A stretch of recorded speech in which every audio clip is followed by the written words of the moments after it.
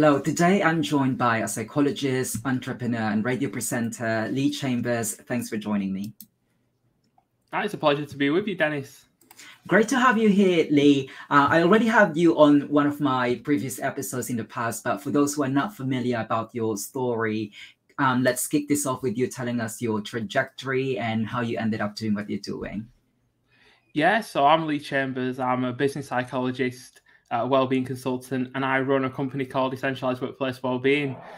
Today, I'm with you to talk about gaming and the positive aspects that it can impact in terms of our well-being, and really kind of look at especially mobile gaming, something which is relatively accessible, something that we can, access on the go, and has increased in, usage is probably over the pandemic as something that we can do as a potential aspect to, to benefit us, to connect us, to find ways to collaborate.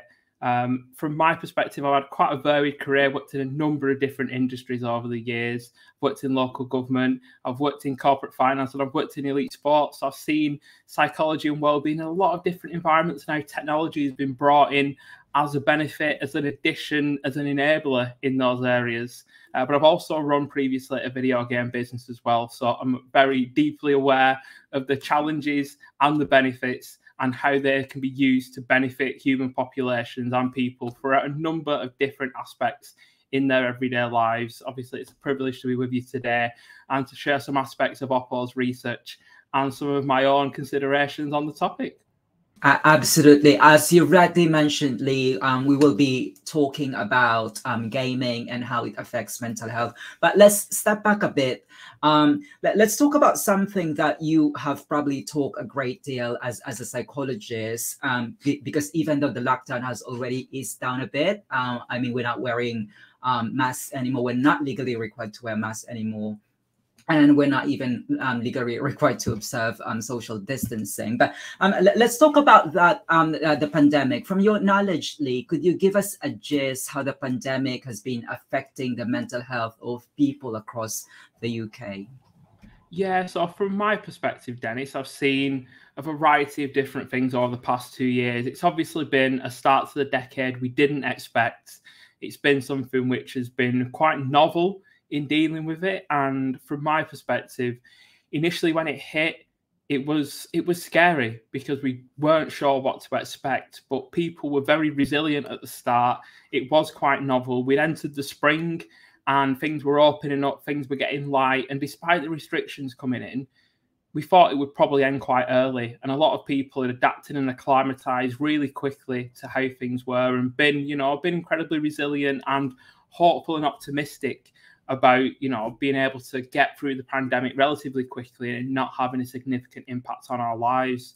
So we didn't actually see a massive challenge to mental well-being right at the start. But as the year progressed and challenges got a bit deeper and it started to become apparent that it wasn't going to be something that was resolved as quickly as we expected or anticipated, it did start to have an impact, and there were levels of mental distress, especially within groups of lesser privilege, due to the challenges and barriers that they naturally faced. Accessibility to health services was limited for some people, and for the general population, there was aspects around social connection for some people, aspects around getting outside of their home environment.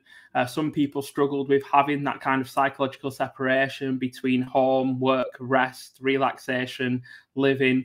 And for me, there was probably a bit of a peak towards the end of 2020 where people had started to really attach to Christmas as a positive anchor and moving into the new year and it becoming something that was going to be positive. We're going to move out of it. We're going to benefit. And unfortunately that, third lockdown came into play. And I think a lot of people struggled in the winter of 2021 as, it was cold, it was dark, and we've been restricted again. And all that hope of a positive new year had been washed away. So from my perspective, we kind of looked at the levels of stress and the levels of, people reporting challenges with the mental health. There were people who'd not struggled before who were reporting had challenges. Those who had mental illness were in a significant place where they were really, suffering due to the lack of accessibility to services and the sheer uncertainty of navigating the continually changing situation. And as we went through 2021, it's obviously, again, the uncertainty and instability has still been there. And people have still, struggled, and so many different aspects, whether they were parenting from home, trying to run and juggle a small business. We've all had different challenges to face over the past 2 years. But there is no doubt that everyone has gone through that shared adversity together. There has been a bit of underlying anxiety due to this, pandemic and health challenge that might potentially, and has touched us all, whether directly or indirectly. And, coming out of the other side now 2 years later, the figures still show that there is, a rise in mental health challenges and reported difficulties around people balancing that and finding a way to, healthily express their emotions in these challenging times. But obviously, with things that are going on at the minute, there is still that instability there. But hopefully, we are moving and progressing now this year towards a place where we've all become more receptive to our mental well-being. There's more and more initiatives coming into the workplace in the field of work that I work in. And hopefully, the increase of accessibility and support and awareness that's all moving forward societally is gradually going to move towards a place where people have a better set of tools to self-manage, access to more resources to be able to help them, and hopefully more access to support as well as we look to move together towards a more mentally well future. Now, let's talk about those tools and resources that you've mentioned in relation to, managing our mental health during the pandemic. As a psychologist, what do you think are the common ways that people have embraced to help them distress and, just look after their own mental health? Yeah, so there seems to be such a wide, varied toolbox. And I suppose the beauty is it's quite an individual pursuit. So for some people, they find real benefit in journaling their emotions and feelings down and being able to almost look at them and think about them, see those patterns and realize, what's beneficial and start to actually see and understand what's going on in their own mind. That brings a level of self-awareness. People going out and embracing nature for some people has been incredibly beneficial, giving them the space to be able to explore the world, to feel that, the senses are ignited by being in the outdoors. And a lot of people over COVID went exploring places that were quite close, but they'd never been to before, and found the novel pursuits of doing that beneficial. Obviously, people have become more aware of different aspects around mental training, such as meditation or mindfulness, or gone back into the creative activities that allowed them to express themselves healthily and find a place of balance in these increasingly unstable times. For some people, talking therapies have been beneficial, and for others, they've really found places where they could find that support within networks, whether they be online or in different places, and really started to be a little bit more vulnerable and open to reaching out. But again, there are so many different resources available. There's a lot more online now. Not all of it is always beneficial because sometimes it can be a little bit toxically positive.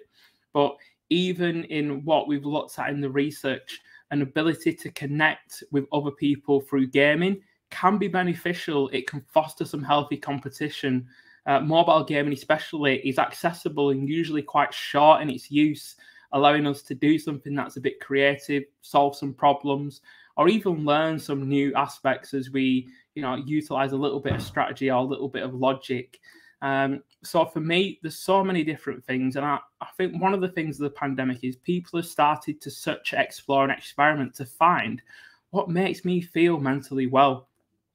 And as we kind of look to it, there are the universal aspects of connection, the universal aspects of communication, and being able to, manage and healthily express our own emotions. But the beauty is that the pandemic has actually brought, I suppose, a focus on what people can do, what people can control, and how they can accept certain things and start to understand that some things are out of our control. And if we can, limit and mitigate the impact that they have on us, we can really start to focus on what we can, find our own pace, and not be driven by society's expectations or competition with others directly. Absolutely. Now, Lee, you've elegantly outlined what are the mental health benefits of playing video games as a form of self-care. But I would imagine, because you're a psychologist, you're quite fascinated by statistics. So I'll just bring a few numbers to this conversation. Now, there's one research from Oppo. I'll put the link to the description also for anyone who wants to check that research. But anyway, they found out that 43% of Brits believe that gaming stimulates the mind. Now, my question to you is that, because you're a psychologist, we have this notion that there's placebo effect. How does that tie into, gaming kind of stimulates, but we kind of expected it anyway? Yeah, I think it's interesting, Dennis, because I think a big part of looking at that wider picture of what people anticipate in terms of gaming. I mean, in reality, over the past, 10, 15 years, there has been an increasing, body of evidence and an increasing push to actually look at gaming in a negative light, to look at the downsides, to look at the impacts of non-intentional gaming and gaming for sustained periods. Quite often that's been driven by, consoles and certain games that have incredibly, long playing periods. And also, as people have started to turn it into an income, really looking at, playing and streaming for hours and hours and hours at a time to be able to monetize that. And obviously, when it comes to games, we always look and advocate mindful use, using them intentionally, making sure it's play related. And what I've found is, I suppose these benefits are rarely spoken. If we speak to people on the street, generally they'll be able to tell you all the negatives, but really not able to articulate the positives in the same way. Obviously, this research shows that almost half of the people polled are starting to be able to see, some of the benefits, which is good. But I think there's actually an element of looking at the placebo effect in terms of what's known, because the side effects of gaming, so to speak, are so highly articulated and advertised nowadays. I'd actually say there's a potential to look at it the other way, of the placebo effect, of actually looking and thinking maybe a nocebo effect of the continued negative press around gaming. Now, I mean, looking at that directly, Dennis, I would say it's interesting. There's definitely an anticipation, and if you think gaming is going to benefit you, then I'm sure you will be able to get a little bit more view of those benefits and definitely feel those as you're playing. But when we kind of look at it, Dennis, it's about what's reported.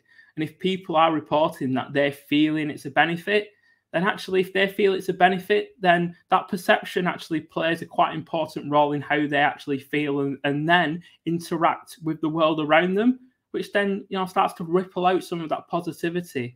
So from my perspective, we look at studies and we look at the information that we know, and we always have to consider whether the placebo or nocebo effect is in play, because it's a challenge to even remove that from certain aspects. But I want to really focus on the fact that, as the benefits are rarely spoken about, if we can speak a little bit more about those benefits and people can see the perceptive benefits and start to understand those, then it will actually help them to use it more mindfully, more intentionally, and more for the benefit of them and the people around them. And if there's anything that's shown that really interestingly, Dennis, it's been the takeoff of Wordle over the past few months, where a very small game designed to test, our logic, our language processing, really simple, but it's taken up in a big way because it's novel. It limits us, but it actually gives us a small mindful moment in what is a very busy and uncertain world. And I think that is a perfect example of how we can use gaming to benefit us. Yeah, absolutely. But actually, I'm one of those people who hasn't still joined the Wordle bandwagon, but I'll probably check it out later. But Lee, I'd like to bring another statistics, because also citing from that same research, they also found that 23% of Brits think gaming is a good way to bond people, as you've rightly alluded to earlier. But do you think it's just limited to friends or video playmates, I suppose, or is it also applicable to families? Would you also say that families could also enhance bonding? So I definitely think that the family aspect is sometimes overlooked. And I think we still live in a world where people see gaming as a teenage boy's pursuit, being on the console with the headset on, chatting to the mates from school.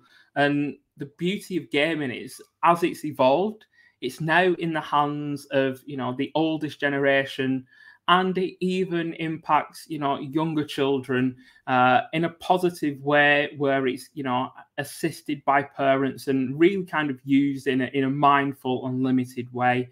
But the beauty is that there are a breadth of games now that can be done together, whether it's little challenges that you do together as a family, whether you are dancing in the living room with each other, trying to win on a certain game. And I think that healthy competition between families, especially when we've had restrictions and not being able to leave our premises in the same way, it's actually really brought some families together, because it's given them a shared activity and hobby to do. And, more than ever, that ability to actually have a little bit of fun and play together. I think that the pandemic has slowed the world down for a lot of adults and had them look at different aspects of their lives. And a lot of adults have looked at the careers and questioned how fulfilling they are. And there's been, the great resignation, as people have really started to consider what's purposeful and what's meaningful to them.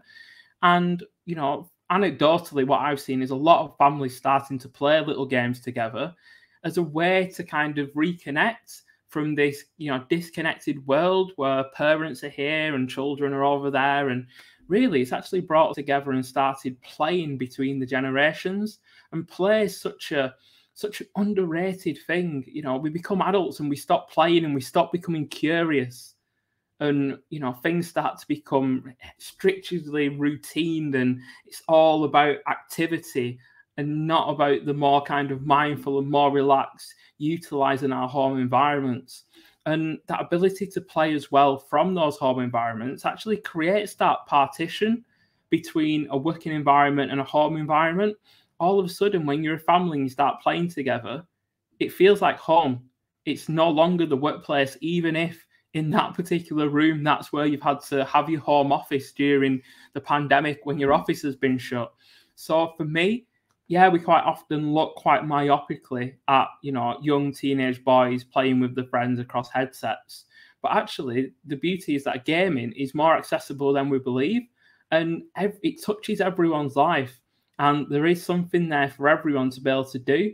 And even the generations between great-grandparents and the children can join together on a little mobile game and play together. And that's something that, between the generations and the widely different experiences of technology that they've had, is something that's really accessible and at a very basic level suddenly has low barriers to entry, which can allow people to play together in a way that they could have never imagined before. Absolutely. Now, Lee, you've pointed out the statistical evidence and even the anecdotal evidence in relation to the psychological benefits of gaming, but we can still, disregard the fact that gaming by itself is a solitary activity. So it kind of counterintuitive, slightly counterintuitive, that it promotes psychological benefits, but it's still a solitary activity. So what's your take on that? Yeah, so I think we have to look at it on the wider picture, really, and take an holistic view, Dennis. Gaming can be a solitary activity. And like I said previously, if we, play without intention, if we play without mindfulness, and if we don't make use of, understanding and being aware of our screen time, using the limitations to manage usage, and even having a set of offline goals to be aware of, so that we don't just use gaming to self-medicate, but actually use it mindfully to get the benefits. And from my perspective, yeah, there are certain challenges that the gaming industry is always looking at and really kind of understanding more. But from my perspective, we have to also look at the benefits, because gaming is something that is here to stay. Mobile gaming is something that we can do on the go. It is accessible. It doesn't require us to be sedentary and completely on our own. And because mobile gaming is something that we do as we're moving and can be done in very small periods of time, there is that little bit of benefit for a little bit of use that really mitigates the downsides of people using it in a mindless way and using it intentionally for long periods of time. Now, when we kind of look, we have to make sure that when we're considering this, we are mindful of how this might impact our sleep if we use it for longer periods. Be mindful of losing track of time. But again, the thing with mobile gaming is that time is always very close to us. And also, because we generally use it in a way where we're on the move, it's usually for very short periods. We also then need to be aware of, how gaming can impact our relationships as well. And again, it's being mindful of not falling into, a kind of, I suppose, complete solitude with just our devices. But part of that wider picture of looking, how can we use our devices with intention to benefit us, while not forgetting to do all the other things that can benefit us as well. And a little bit of intentional use of mobile games can actually just give us a moment to just mindfully remove ourselves, distract ourselves from some of the things that are going on. Can also just challenge us a little bit, a few minutes of being pushed or strategizing the next move on our little game. And the beauty is that when we look at the kind of the patterns around games, it's not these massive long form kind of violent games that are really taking off. It's the mindful creative ones, the ones that are letting us just have a moment to do something that really just stretches our brain a little bit, just takes us away from, those massive challenges that we might face. And because of that, people do really see how they can just reduce stress by a few minutes use, how they can actually challenge us to think a little bit differently, and even make us a bit more cognitively flexible so we can solve problems, learn new things, and even become more situationally aware. So for me, it's so much about the usage and how that can be done in a mindful and intentional way. And when we use things with an intention to get the benefits, we so often are able to then garner those and minimize the potential risks that we might face, because so many things that are ultimately beneficial to us as humans are not beneficial if we don't find a level of moderation with them. And I think that, again, the ability to moderate that in a mindful way allows us to get the benefits and allows us to, again, connect with people and still be able to then spend a lot of time looking at the other ways that we can foster that social connection and not find ourselves in isolation. And even the game itself can bring us to meet new people while actually, closing in some of those bonds by playing with the people that we know well. I think that is a brilliant point, Lee. The key word here is moderation. Whatever your mode of escapism, we all need some forms of escapism, be it video gaming or otherwise. It should be done in moderation. But I'd like to go back to this piece of research, because it's not just this research from Oppo, but a lot of research within video gaming. They seem to fly in the face of many stereotypes around gaming. So if you could kind of shed some light on these misconceptions. Yeah, so what's really interesting is, as we started to look over the past 20 years at what demographics of people game, it's really started to move away from again, like we said earlier in the interview, the idea that gaming is the solitary confinement and only limited to those young men playing certain games from their consoles. the beauty is that we've now got a significant, shift in genders playing games, a lot more women and girls playing different games, and a lot more games catering towards their interests, but not completely, forcing those interests on particular genders. And if you look at the age range of gaming is amazing. People from all generations are playing games more and more, which is massively beneficial because it's making it a more universal activity that people can enjoy together. And I suppose one of the big things is gaming wasn't really present for a lot of the older generation when they, initially came into the world and grew up and had their adolescence. It wasn't there for them. But the beauty is that if we start to look at the landscape, there are gamers of all ages, of all religions, of all genders, and it's something that is universal and brings people together. And I think sometimes we forget that. Obviously, looking at Oppo's research and digging a bit deeper into that, 1 in 12 of people over 65 are gaming. That's a big thing. I mean, that is pretty big.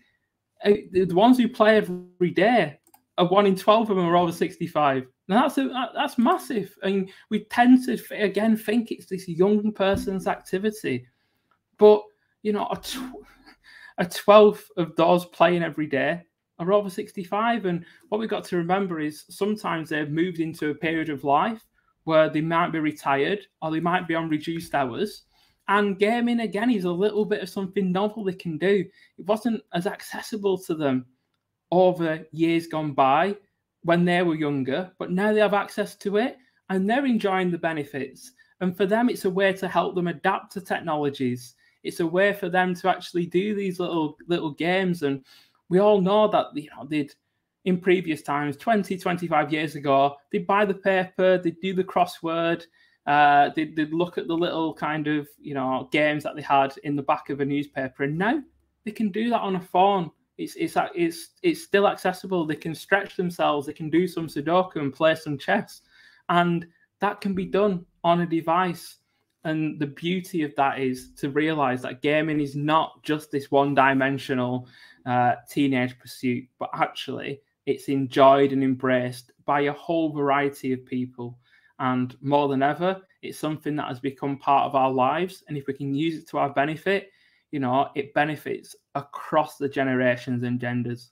Absolutely. I'm actually one of those generations who kind of like, oscillate between technology. I was just playing Tetris back in the day because there was no internet. That shows my age. But I want to pick up on one of your points earlier. You said that the games are enjoyed by different age groups. But would you say that playing video games is good for kids? So I suppose, Dennis, we've got to look at games being part of children's lives nowadays. They are a generation, like you just alluded to there, we're of a similar generation. We had that analog childhood and then a digital adolescence where all of a sudden these devices became things that were in our lives. And we picked them up and were able to use them. And in a lot of ways, we were teaching the generation who were older than us how to use all these bits of technology. But now reflecting on a generation where, gaming, social media, and all these technologies are accessible. And I mean, if you look at devices, for example, Oppo does incredibly high end all the way down to very, very accessible. And for children, it's very much around parents assisting that mindful use, because when you're younger, it's very easy to not really appreciate moderation or be able to garner the benefits. And we need to be mindful as well that children are, more susceptible to certain elements because of the lack of knowledge or the lack of the ability to understand the wider perspective. So again, it's really important that, from my perspective, parents help children to use technology intentionally, help them understand both the benefits and help them understand what challenges they might face if they, potentially don't use it in moderation. That helps then young children to start to make more empowered choices over how they game and how they use the devices. And we have more and more, tactics and techniques to help children use technology healthily coming through. And again, they're able to then look and think about the screen time, and then you're able to discuss and help them understand that, help them understand the things that they can do as well as gaming, help them start to see how they can have some goals for offline, the things they can go and play with the friends that don't involve games, the other things that they can do in the world around them, and help them understand the limitations. Is the potential there to use apps or, parental controls so that they use it mindfully, and they have maybe a limited amount of time, but then they can choose how they use that time. So they're not being completely suppressed and being told what they have to do to a point where it doesn't let them make empowered choices themselves. But parents put the safety nets in there to make sure they can use it in moderation.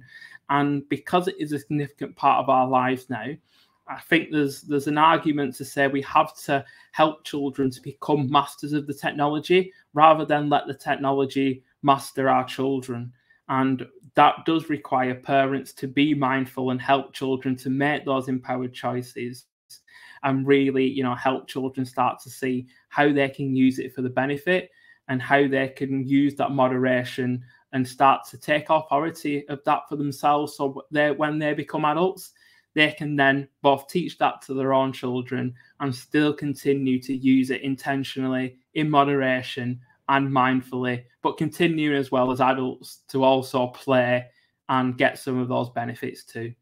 Yes, parents really have an absolute key role to play here. I was just wanna mention to you a research that I found.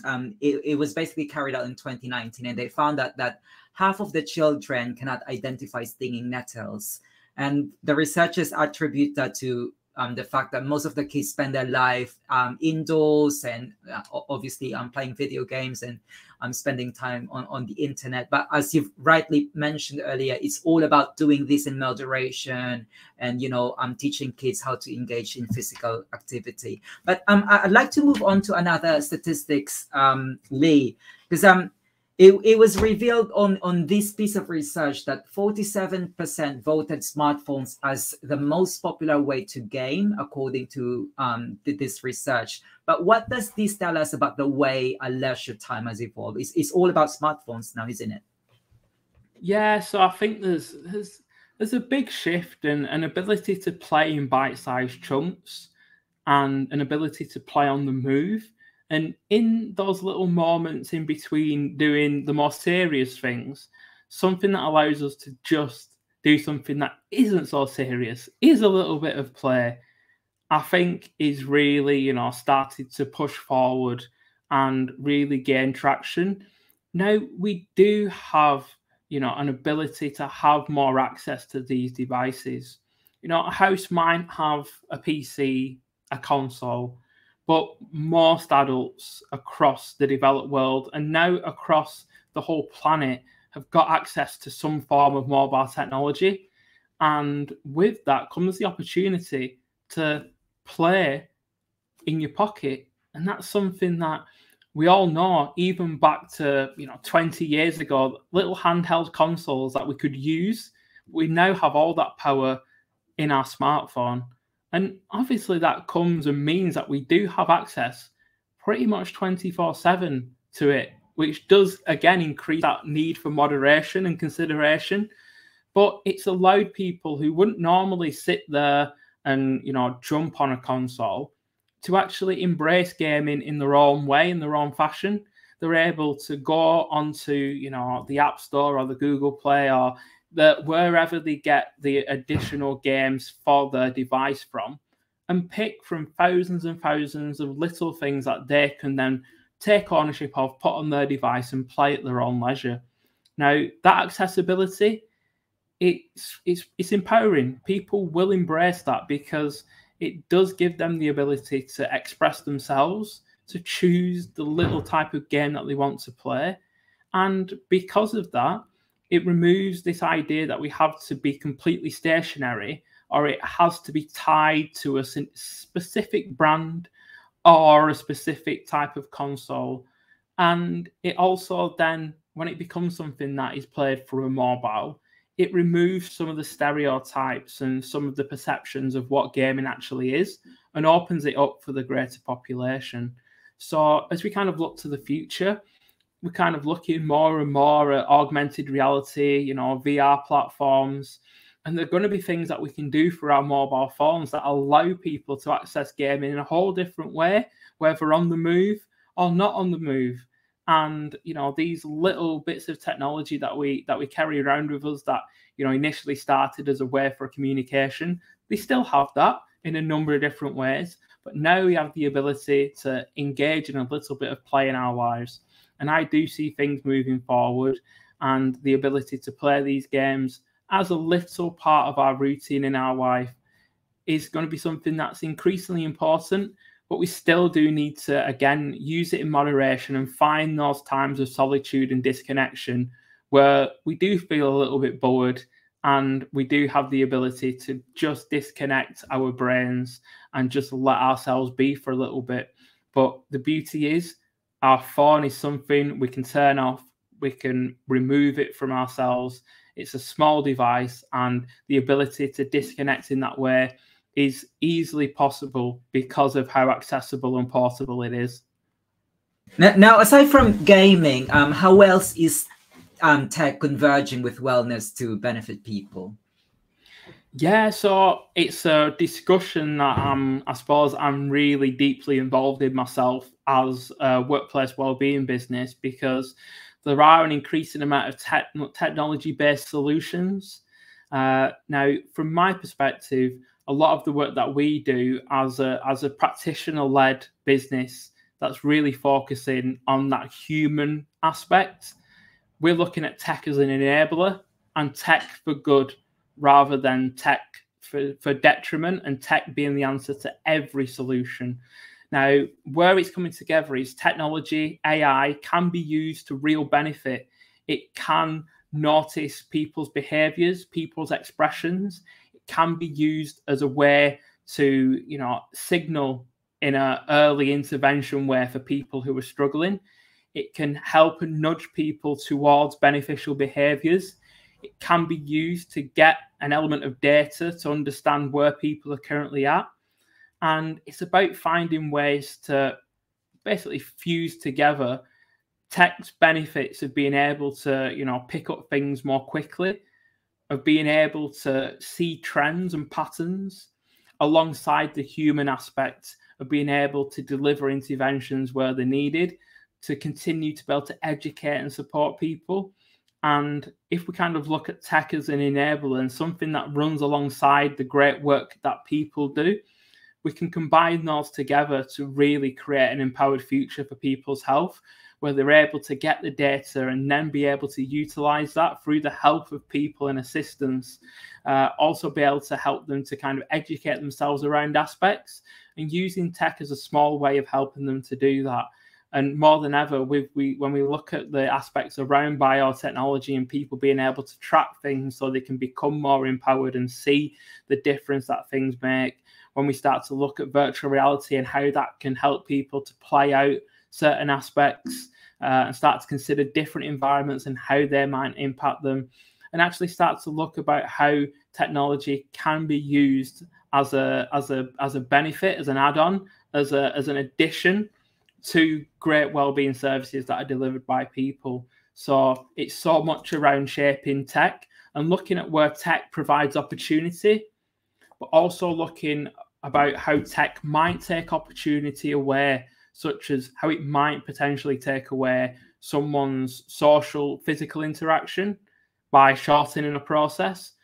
Really looking how tech can add to those processes to ensure that it's benefiting us in a way that really gives us the information that we need before we get it as human beings, and really being able to give us to see patterns, to nudge behaviors.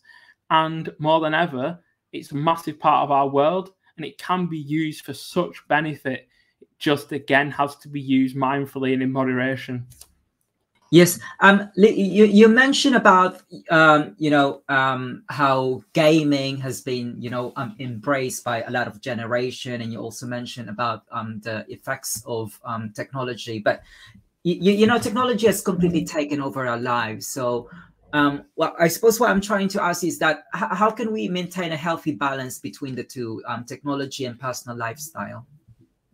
Yeah, so I think the biggest thing, Dennis, is for us to be very intentional in its use, be aware of how it works, and really become the master and an empowered decision maker of our own lives. And that does require us to take a step back and look at what we want to achieve and really find purpose in what we do, and then see how tech can benefit that, how tech can help us to get to where we want to be.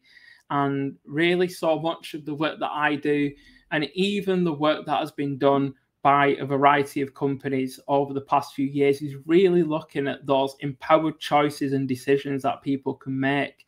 Now, if we just exist and let tech, become our master, then we'll gradually find that we're not able to use it in a way that's beneficial to us because we're too busy being pulled around by it. So much of what I do is around really kind of focusing on how we can start to make those empowered choices that allow us to mindfully use the technology that we have, to make the choices between what we use. We don't have to use every piece of tech. There are some pieces of tech that might not give us what we want and might not be an addition to our lives, but to embrace the ones that do, make those choices, and then design it into our lives. I'm very much a proponent of people looking at the life that they want, looking at who they want to become, looking at what they want to achieve, and then seeing how tech can be beneficial to that, and how the tech that we have in our pocket, which is increasingly powerful, can provide the tools we need to make things more efficient, to be able to do things that we couldn't potentially do otherwise, and really start to look how it can help us to take more authority over what we do and help our own health behaviors. And whether that's through metrics and measurement, whether that's through being able to educate us, whether that's through, helping us solve other problems in our lives. But yeah, I mean, the biggest thing for me, Dennis, is empowering people to use technology for their benefit, because there are benefits there to be gained, but we have to use it mindfully and intentionally. And more than ever, technology, it's touching every single part of our lives, and it can feel like it's becoming quite invasive. But again, we have the ability to make the choices that we do, because the beauty of being human is we have that ability to choose, to look and think about the world that we live in, and then make decisions and take responsibility for how we use technology for our benefit. Because, technology has the ability to do amazing things, as long as we really take that time to make sure it does the amazing things we need it to do. Absolutely. And speaking about that sensible choice, just want to highlight what you said, that it's really important that we don't have to be present in all social platforms. Just choose whatever adds value to your life. You don't have to be present to TikTok and Twitter and Instagram and then updating your posts all the time on those platforms. But what would you say are the key takeaways from this research, and what would you like, I suppose, for people who are watching this, could you just emphasize more about the advantages and disadvantages of technology within our lives? And also alongside that, I also want to ask, what's your take on the changes within technology? We now have virtual reality, and we also have this thing about metaverse.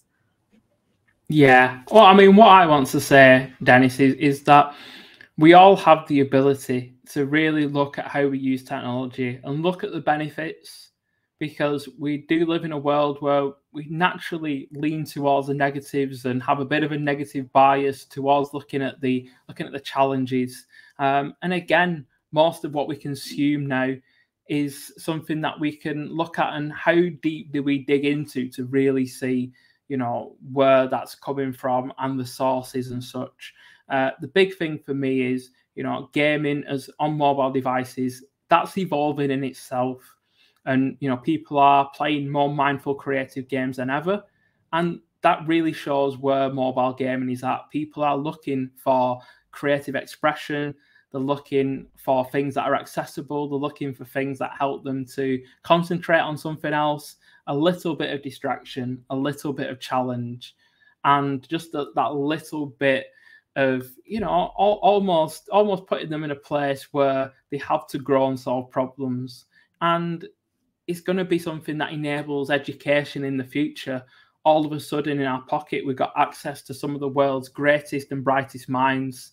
And, you know, when we kind of look at it like that, you see the potential, you see the benefits, you see how it can be built in to the future of our own education throughout our whole lifespans, not just as children.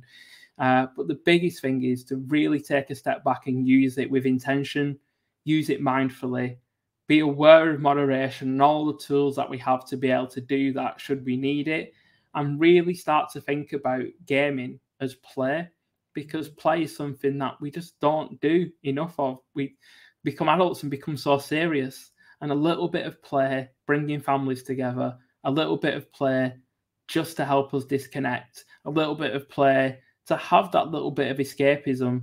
And for some people, it is games. For other people, it's books. For someone else, it's music. But finding your way is the most important thing, and a way that benefits you, because it's different for everyone. So you might go and try the latest trending game, but that might not be for you. But I'm sure you will find one that will be. Absolutely. Now, Lee, we're coming towards the end of this interview, so I'll use this space to learn more about you, the human side of Lee Chambers.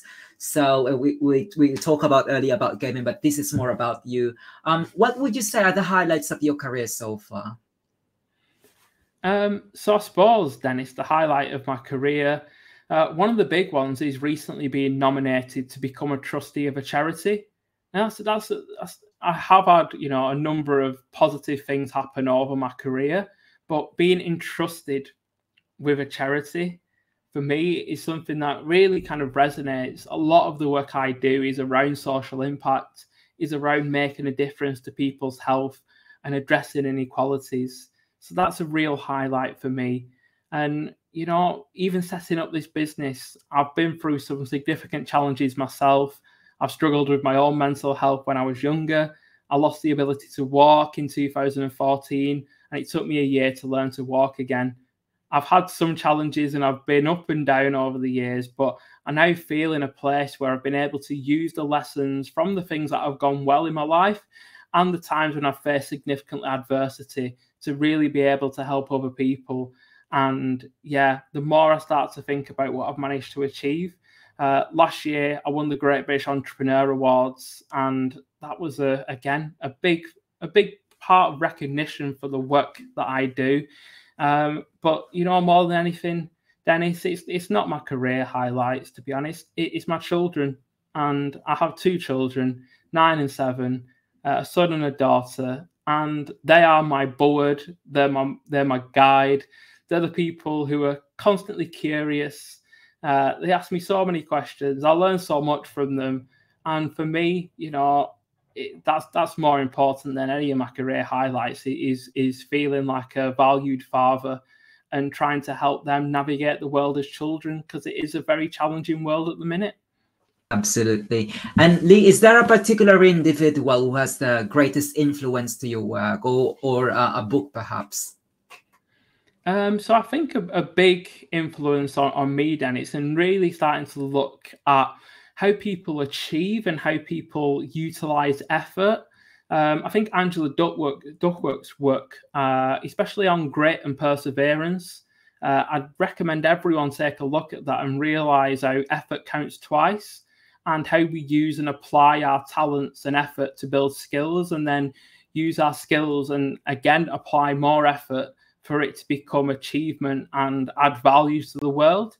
And I think that it's easy for us to think that, you know, with innate abilities, it's those people who make it to the high echelons of society and achievement and do amazing things. But so often it's those who've put effort in over a sustained period, who've deliberately practiced and who've really, you know, gone through some challenges and been able to post-traumatically grow and learn and adapt every time things haven't gone to plan. So I would highly recommend people look at that.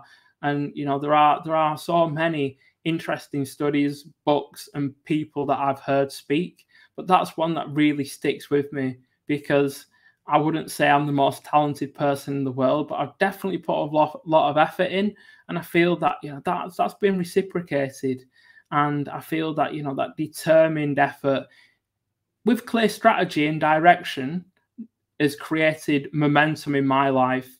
That has, you know, generated some progress to allow me to achieve things that are way beyond I would have expected as a young boy. And for me, I think that's testament to the foundations my parents gave me, and, you know, constantly striving to do better. And so much of that has come from wanting to make a difference to other people. And it's funny because you'll do more for other people than you probably do for yourself.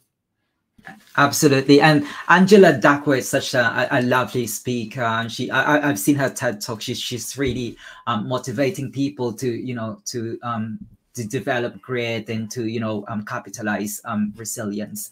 Now, Lee, if you weren't a psychologist, what would you have pursued in life? It's a good question, that, Dennis. I actually went into corporate financial risk after I finished my degree. And didn't think I was going to come back onto this path after those studies. And it did actually take me 12 years to get back here. And I learned a lot about myself in those 12 years and worked in a lot of different industries. But that's a really good question. I probably haven't actually thought about that very much in recent times because I've been so aligned to doing what I'm doing. But I actually think that when I started out, I wanted to be a financial advisor, one who would help people to secure their own financial well-being for the future. So I think if my path hadn't have hit the recession and the credit crunch in the way that it had, I might have actually ended up pursuing that and become that financial advisor who helped people to secure financial well-being in the future. And who knows what that might have taken me into nowadays. I might have become a blockchain expert, or I might have become, you know, a data analyst, because I'm quite strong with patterns and statistics. So for me, Dennis, that's a great question. I probably could have become a whole range of things, but I think it all ties back into helping people. And I think that's probably the biggest thing that I can say, is that no matter what I would have been doing, Dennis, it would have been helping other people and empowering others, supporting others, encouraging others, or enabling others to do something. And finally, Lee, the floor is all yours. Tell us what else is in the pipeline, and if people wanted to reach out to you, what platforms can they get in touch with you at? Okay, Dennis. So in terms of things coming up, I have a book release that's coming in the end of Q2 this year. So that'll be available in June, and that is The Millennial's Guide to Wellness, which I'm co-authoring with an American psychologist. For me personally, our work with Essentialise continues, working with SMEs to help them with their wellbeing strategy and delivery, making sure that they're not wasting the budget, that they're getting evidence-based, effective, engaging wellbeing within their organisation that also looks at diversity and inclusion and really hits those social value aspects. And personally, I continue to work with amazing brands like Oppo to help them shape research and really, you know, dig into the insights that they have. And for me, you know, I enjoy the work that I do, helping and assisting other people and building something that, you know, will start to make a difference to people of all different intersections, of all different levels of privilege, and really hoping to build and embed well-being into the world of work as that continues to change. So thank you for giving me the space, Dennis. Really appreciate your questions, and thank you for taking time to listen today. Well, Lee Chambers, it's a pleasure having you here on the VRH show, but unfortunately our time is up. I look forward to hearing more about your work, and good luck to your upcoming book. Thank you.